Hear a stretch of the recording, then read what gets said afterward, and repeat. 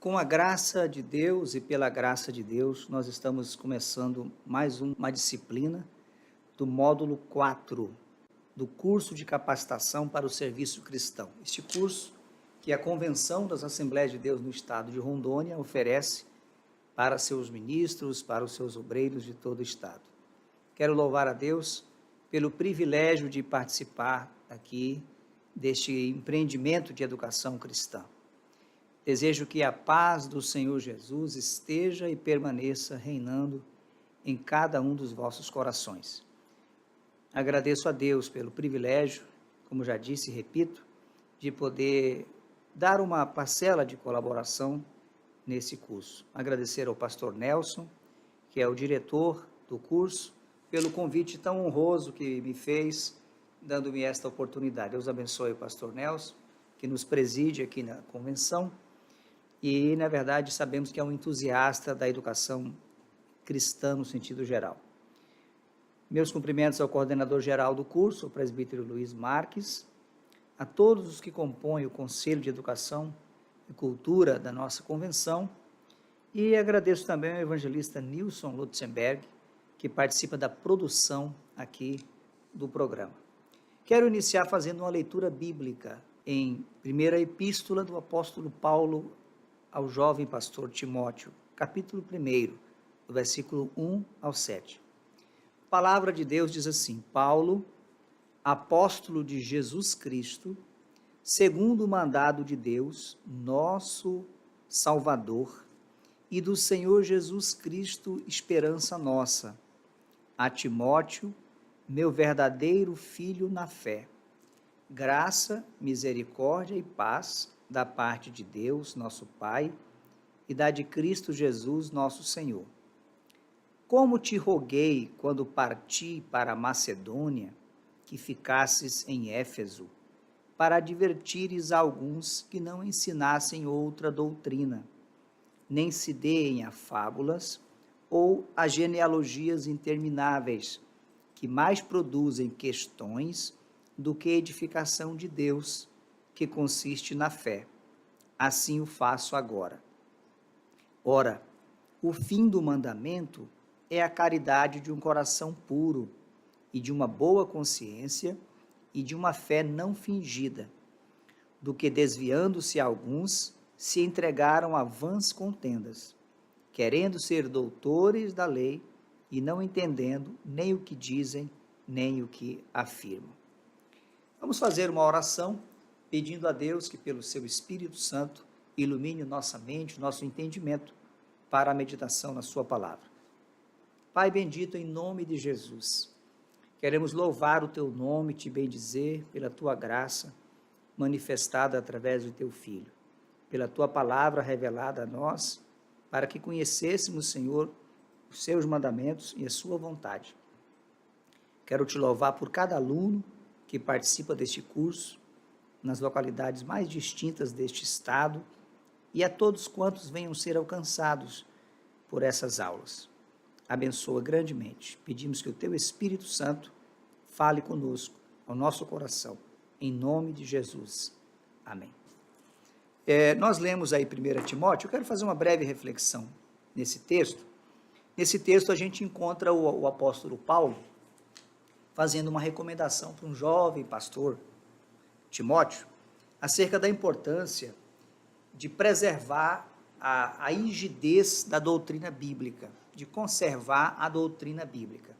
E parto desse princípio, porque ao tratarmos de heresiologia, nós temos que deixar bem claro que, antes de se estudar as seitas e as suas heresias, nós precisamos ter como fundamento as doutrinas bíblicas as quais nós professamos, né, as quais compõem o nosso credo, né, o conjunto de doutrinas nas quais cremos e as quais professamos. Uma vez que nós estejamos bem firmados num conjunto doutrinário sólido, bíblico, via de consequência, ou por consequência geral, todas as heresias serão refutadas de uma maneira automática, porque heresia é todo o ensino que contrarie a ortodoxia bíblica ou conjunto de doutrinas que nós professamos. Por exemplo, nós somos cristãos, mas nós somos cristãos protestantes. Nós somos originários da Reforma Protestante. Mas nós somos protestantes evangélicos, né? Nós cremos na centralidade do Evangelho, no poder do Evangelho. Mas mais do que isso, nós somos também pentecostais. E somos pentecostais históricos ou clássicos, né? Pentecostais clássicos, ou seja, da chamada, da base originária do pentecostalismo, a partir de vários movimentos na Europa, especialmente nos Estados Unidos, e vindo ao Brasil através dos missionários suecos. Então, essa é a nossa fundamentação histórica.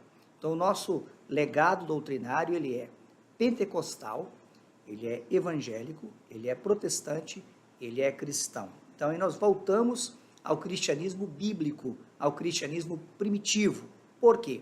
Porque o cristianismo bíblico é um cristianismo protestante, ou seja, ele não é ecumênico, né?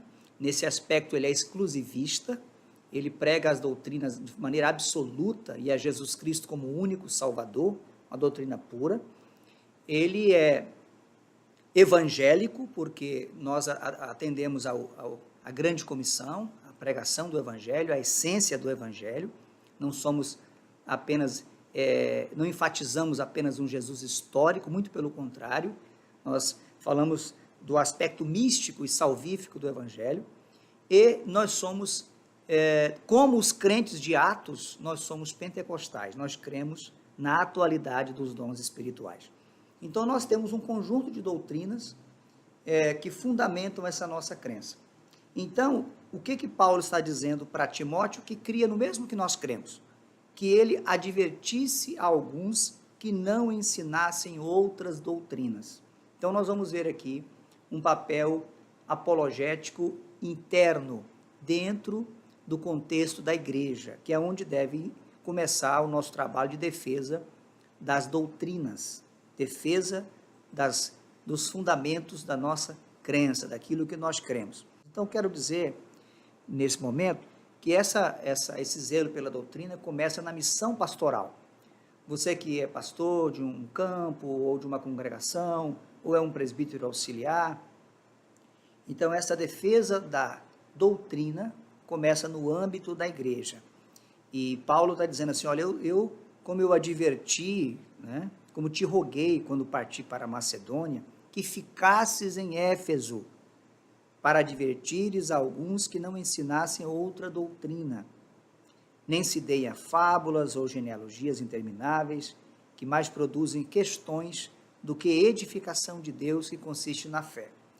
Durante as nossas aulas, ainda que não falemos tanto disso, mas quero deixar muito claro no começo, a importância que nós temos de esposar as doutrinas bíblicas fundamentais para produzir fé, a essencialidade da fé para a sobrevivência do cristianismo bíblico autêntico e genuíno. Então, nós não podemos estudar as doutrinas para debates, né? Para viver debatendo, para fazer um proselitismo, como muitas seitas fazem. Nós não somos uma seita, nós somos a igreja do Cristo vivo, identificada através de um corpo denominacional chamado Assembleia de Deus. Essa mesma igreja do Cristo vivo se identifica também através de outros corpos denominacionais, com outros nomes, que vão ter a mesma missão que nós temos. Mas nós não somos exclusivistas, ou sectários, ou sectaristas, né? Nós não entendemos que a nossa igreja é a única, né, que tem a exposição da verdade. Muito pelo contrário, né? Nós cremos que a palavra de Deus ela está espalhada pelo mundo inteiro, através de muitas igrejas, muitas denominações locais, que pregam a essência do Evangelho. E todas elas têm que estar unidas na palavra e refutando as heresias. Então, essa é a finalidade, nós estudarmos aí a heresiologia e vamos detalhar o sentido da palavra, assim por diante. Então, Paulo está falando para Timóteo não se dá a fábulas, a genealogias intermináveis, porque isso vai produzir mais questões do que edificação de Deus, que consiste na fé. Assim o faço agora. Aí ele diz, o fim do mandamento é a caridade de um coração puro e de uma boa consciência e de uma fé não fingida. O que a exposição da verdadeira doutrina produz? Primeiro, a caridade de um coração puro. Um coração cheio de amor, um coração puro, um coração humilde, devoto, voltado para Deus, né? Produz uma boa consciência. Alguém que foi purificado pelo sangue de Jesus, está de consciência limpa, está tranquilo, está em paz, né? E uma fé não fingida, uma fé autêntica, uma fé transparente, uma fé verdadeira. Então, a boa doutrina produz isso no corpo eclesiástico. E ele diz, alguns se desviaram disso, entregaram-se a vãs contendas, querendo ser doutores da lei, não entendendo nem o que dizem, nem o que afirmam.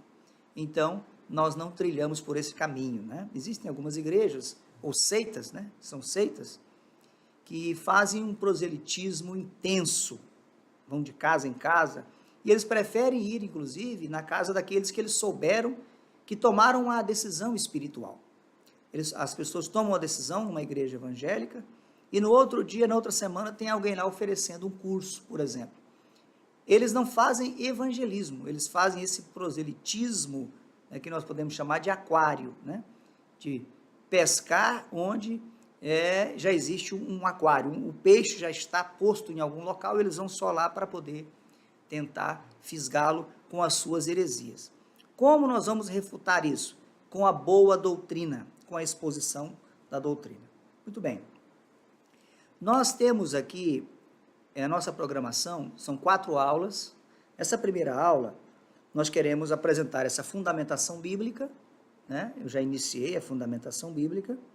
Eu pretendo fazer uma abordagem conceitual, conceituar o que é heresiologia, conceituar o que é heresia, falar um pouco sobre o que é seita, falar um pouco sobre o que são as falsas religiões, a diferença entre seita e falsas religiões, tá certo?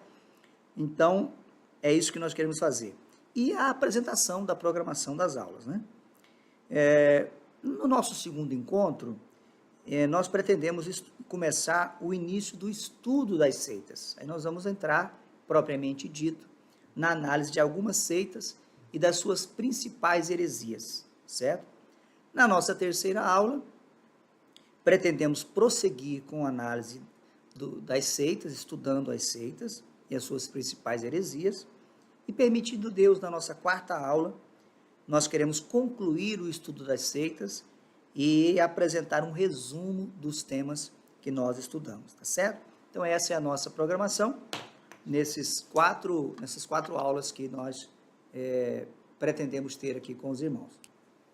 Todo estudo que a gente vai fazer, a gente tem que procurar conceituar, dar um conceito. Por exemplo, se você é professor de escola dominical e você lê o título da lição e tem uma palavra no título da lição que você entende que seus alunos podem não saber o significado dessa palavra, você começa conceituando. Geralmente se conceitua através da apresentação do significado daquela palavra. Às vezes se vai até a raiz etimológica, né? Como aquela palavra foi composta pelos seus radicais, às vezes é uma palavra grega, latina, hebraica, assim por diante. E você vai dar o conceito daquela palavra. Toda vez que você apresentar aquela palavra, o seu aluno já vai saber o que aquela palavra significa. Então, nós vamos falar muito de heresia. O que é heresia? Em resumo, é todo desvio da verdade, todo ensino contrário à doutrina ou à ortodoxia. Então, veja, cada conjunto de doutrina, né, ou em cada conjunto de doutrina ou de doutrinas, vão existir as suas próprias heresias. Então, a palavra heresia não é uma palavra exclusiva, vamos dizer, do segmento cristão, protestante, evangélico, pentecostal, né? Qualquer outra religião vai ter também, na visão dessa religião, as suas heresias, ou seja, os seus ensinos que são contrários à ortodoxia. a retidão, o conjunto de regras estabelecidas por aquela religião. Na verdade, a palavra heresia, no sentido lato, ou amplo, ou geral, ela se aplica também em outros ramos, né? Até na área jurídica, né? Quando você fala que a pessoa esposou uma heresia jurídica, quando ele fez uma interpretação esdrúxula, fora do sentido da norma, no campo da filosofia, assim por diante. Mas a heresia é mais utilizada no ramo religioso e nós nos valemos dela mais propriamente com esse sentido. Todo ensino contrário à Sagrada Escritura, todo desvio da verdade é uma heresia. Então, heresia é um engano, é um desvio da verdade. O combate às heresias existiu na igreja desde o primeiro século. Por quê? Porque as heresias começaram desde o primeiro século. Nós vamos encontrar principalmente o apóstolo João e o apóstolo Paulo, nas suas epístolas, combatendo os hereges do seu tempo. Agora, eles combatiam os hereges não de uma maneira nominada, né, ou direta. Eles combatiam de uma maneira indireta, sem ter que mencionar o nome do herege, porque ia ficar, usando a linguagem nossa aqui, dando ibope para ele. Então, eu vou falar contra uma heresia, eu não vou ficar falando o nome da igreja, o nome do profeta da igreja, a história dele, a não ser que eu esteja estudando sobre o assunto, né? Por exemplo, se eu quero ensinar na igreja contra a reencarnação, eu vou ler lá em Hebreus, né? Hebreus 9 e 27, vamos conferir aqui para não citar nada errado, acho que é Hebreus 9 e 27, que diz: e aos homens está ordenado morrerem uma vez, vindo depois disso o juízo. Então, eu vou pregar nesse texto e falando que o homem morre uma vez só. Eu vou pregar contra a principal doutrina do espiritismo, que é a reencarnação. Eu não vou precisar falar da história de Allan Kardec, das teses, né, das crenças na reencarnação, como eles creem, o que diz o Evangelho segundo o espiritismo e tal. Hoje, ou nas nossas aulas, nós vamos tratar disso, porque aqui é uma aula, é um curso. Mas no dia a dia não tem essa necessidade, né? Então, a gente expõe a doutrina verdadeira e assim fazendo, estaremos refutando as heresias. Paulo e João, apóstolos, eles refutaram especialmente o gnosticismo, que foi a principal heresia do primeiro século.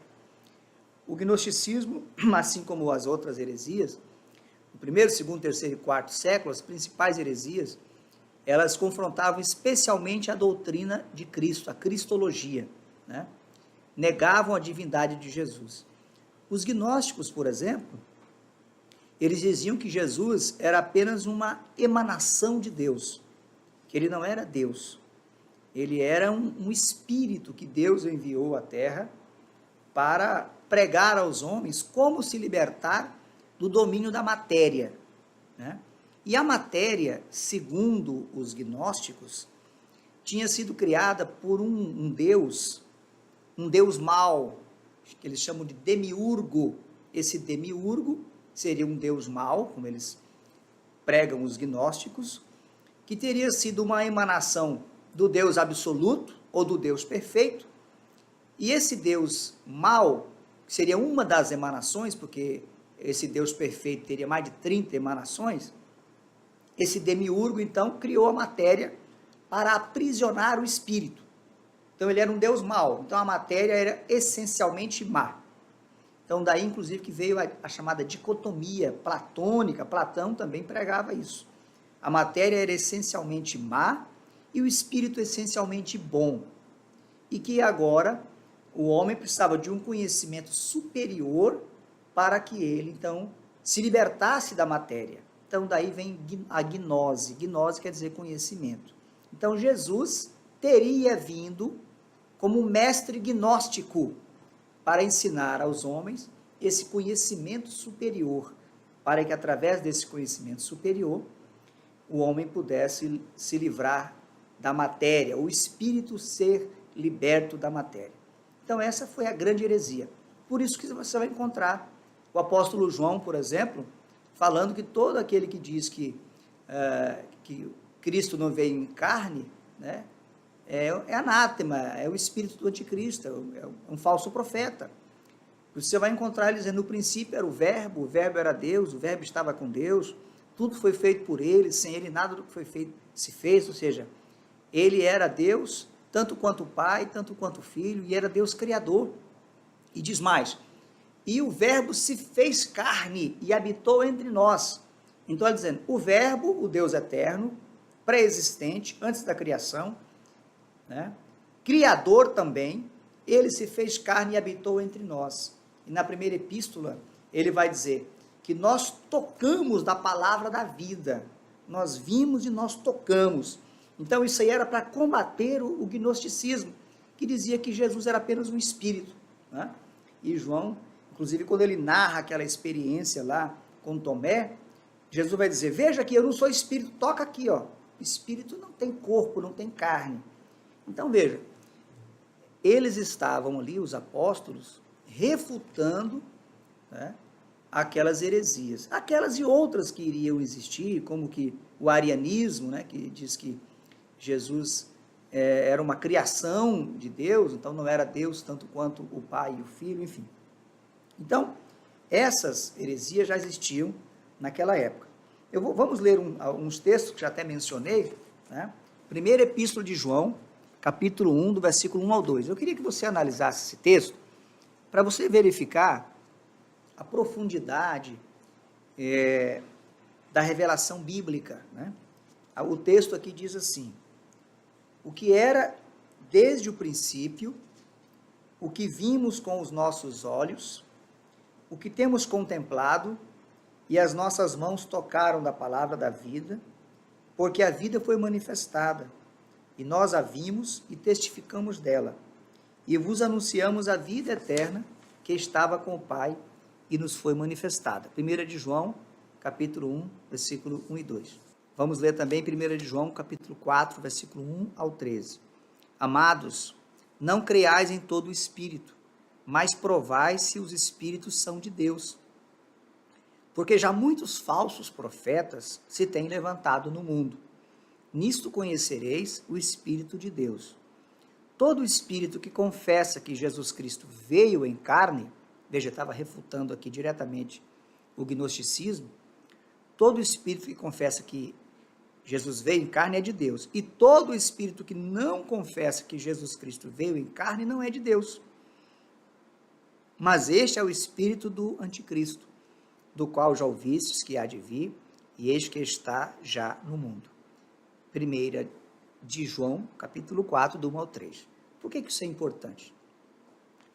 Porque toda negação da absoluta divindade de Jesus e da sua absoluta humanidade, ou seja, que ele era Deus encarnado, 100% homem, 100% Deus, qualquer ensino diferente disso, seja quanto à humanidade, seja quanto à divindade no seu caráter absoluto, estão negando a doutrina da salvação, o valor da regeneração, da expiação, o sacrifício, o valor do sacrifício, da oferta redentiva ou da oferta redentora. Estão negando a redenção, certo? Então, por isso que João diz muito claro, né, que o Filho esteve em carne.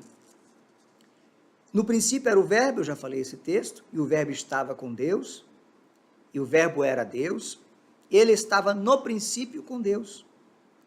Todas as coisas foram feitas por ele, e sem ele nada do que foi feito se fez. Então, a criação não foi feita por um demiurgo, um Deus mau. Foi feito pelo mesmo Deus, o Deus eterno. E Cristo, o Jesus, homem, o Filho de Deus encarnado, era e é esse mesmo Deus, igual ao Pai, né? A igreja, no concílio de Niceia, né, e depois também no concílio de Constantinopla, definiu de maneira definitiva a doutrina da Trindade, né? Sabemos que a palavra Trindade não está na Bíblia. O primeiro a utilizá-la foi Tertuliano, né? Mas a palavra no grego homousios significa da mesma substância ou da mesma essência. O Deus Pai, o Deus Filho e o Deus Espírito Santo. São três pessoas distintas, mas são um mesmo Deus. Homousios, da mesma substância ou da mesma essência. Então, por isso, que compõe a Trindade. Três pessoas. Agora, um único Deus, mas três pessoas com funções diferentes. Dentro do plano de Deus, cada pessoa da Trindade tem a sua própria função, sendo o mesmo Deus, convergindo tudo para o mesmo Deus. Então, esse é o mistério da Trindade. Esse nome foi dado, então, a esta realidade espiritual, bíblica, eterna, revelada nas Escrituras. Diz ainda João, e o Verbo se fez carne e habitou entre nós, e vimos a sua glória como a glória do unigênito do Pai, cheio de graça e de verdade. E aí o apóstolo Paulo, vamos ler aqui também Colossenses, quando ele diz aqui, vamos resumir aqui, nele foram criadas todas as coisas, nos céus e na terra, visíveis e invisíveis, sejam tronos, dominações, principados, potestades, tudo foi criado por ele e para ele. Ele é antes de todas as coisas, e todas as coisas subsistem por ele. Então, ele não foi criado, como iam dizer aí os arianos e os próprios gnósticos que consideravam que Jesus era apenas uma emanação. Ele é a cabeça do corpo da igreja, é o princípio primogênito dentre os mortos, para quem tudo tenha a preeminência.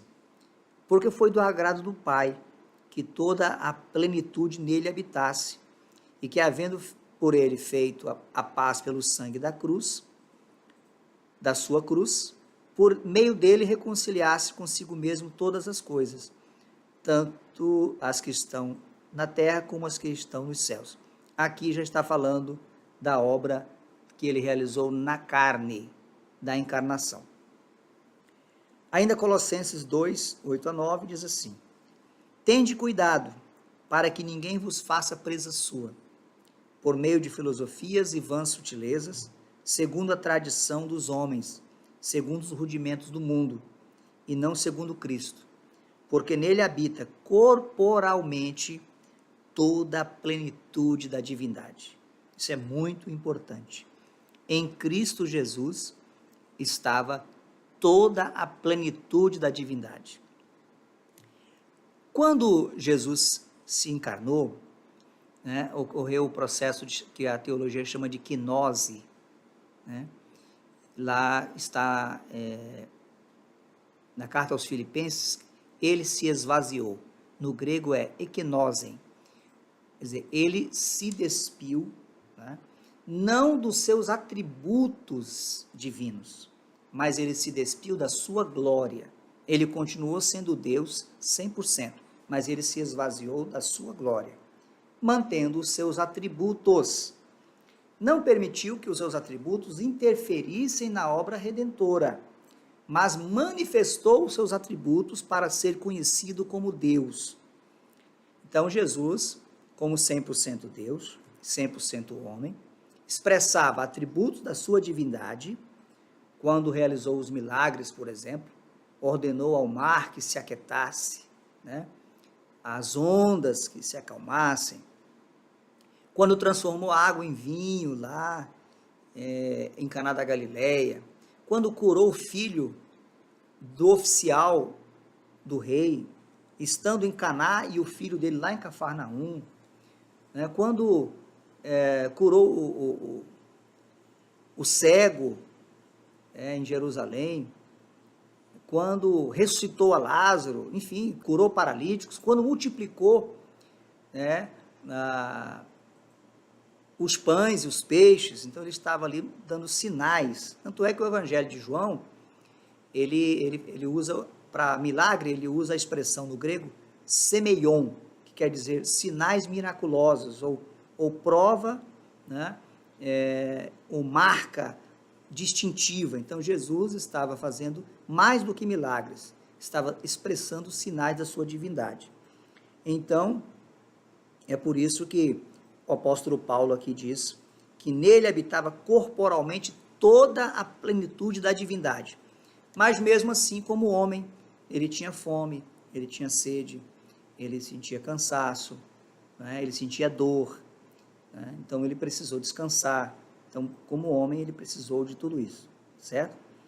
Ele não tinha a mesma natureza pecaminosa que nós temos. Ele era homem como nós, mas no estado adâmico, porque ele era o segundo Adão. Como ele não foi gerado da semente de um homem, não foi uma cópula entre o homem e uma mulher da qual descendeu Jesus, mas ele foi gerado pelo Espírito Santo para que ele fosse o segundo Adão, mas foi sujeito às tentações, a todas as tentações, e resistiu a todas as tentações. Então ele, como segundo Adão, ele triunfou, ele não fracassou. O primeiro Adão pecou, mas o segundo Adão não pecou. E por isso ele é agora nosso sumo sacerdote para a nossa eterna redenção. Então, essa abordagem introdutória que eu estou fazendo, para analisar com você como que os apóstolos faziam isso desde o primeiro século, desde os livros canônicos, né, os livros que foram considerados inspirados pelo Espírito Santo.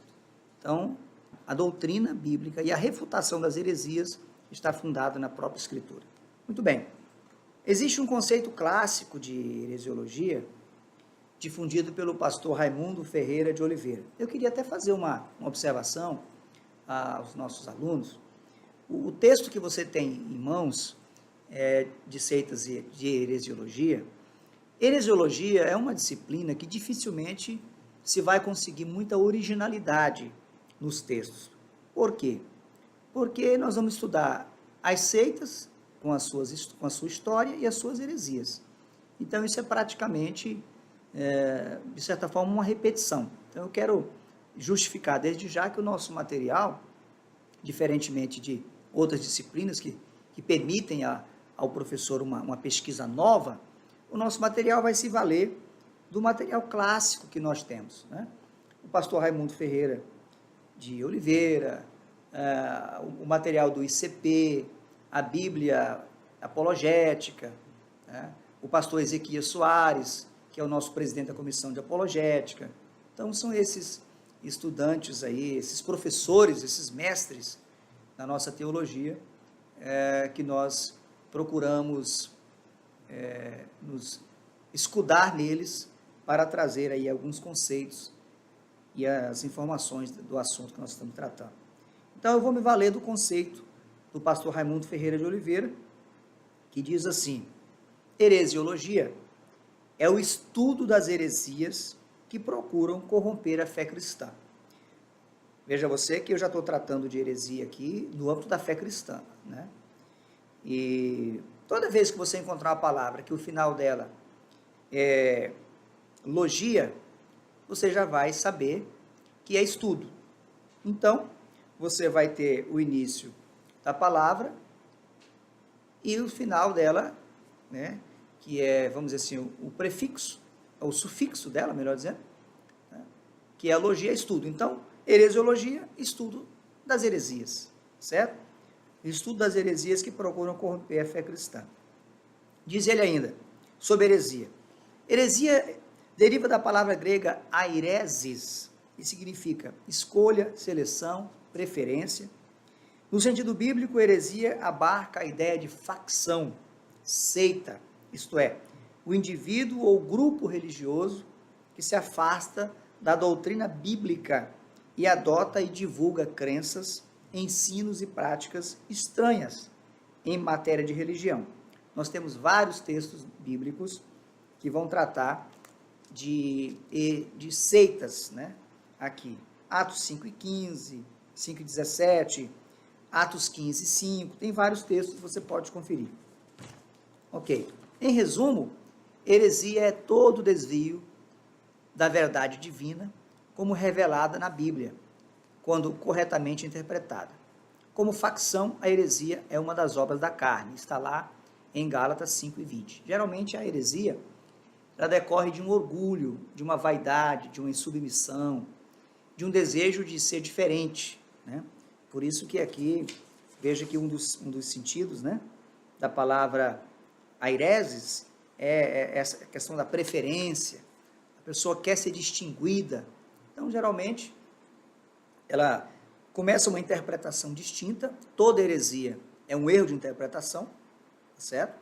Então, em qualquer meio, vamos dizer, no pentecostalismo, surge uma interpretação distinta e aquele intérprete faz da sua interpretação uma doutrina diferente da doutrina esposada pela sua igreja. Então, essa doutrina vai ser refutada, combatida. Se esse ensinador herege, ele volta atrás, ou ele se convence do erro, então ele se incorpora novamente à sua igreja. Se ele insiste, naturalmente ele vai atrair algumas pessoas de igual pensamento. Então vai formar um outro núcleo. Então esse núcleo herético vai se transformar numa seita. Então sai de um núcleo maior, surge um ensino diferente.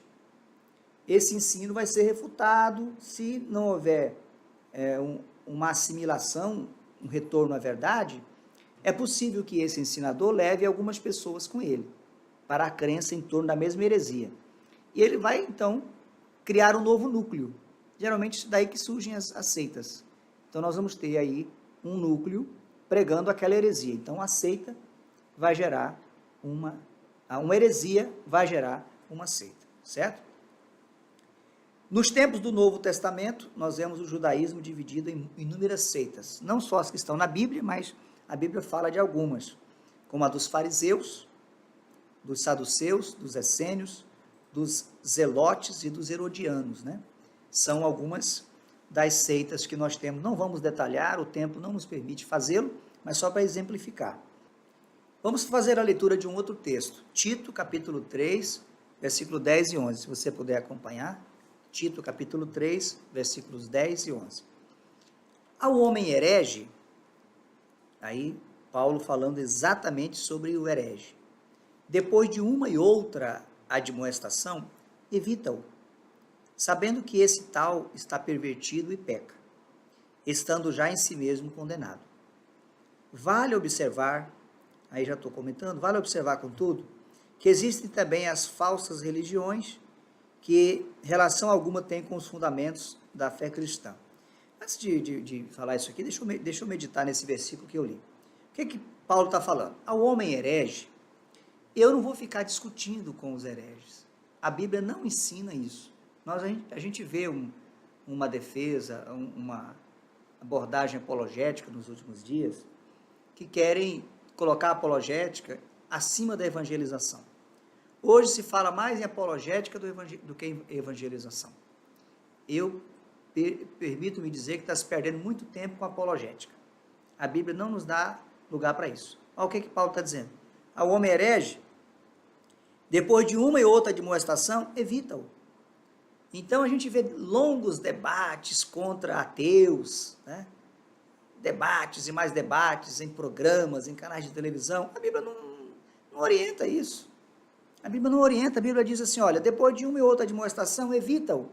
Vai servir a Deus, vai buscar a Deus, vai consagrar a sua vida, vai pregar o evangelho, vai ensinar a igreja. A gente sabe de pessoas que só querem debater.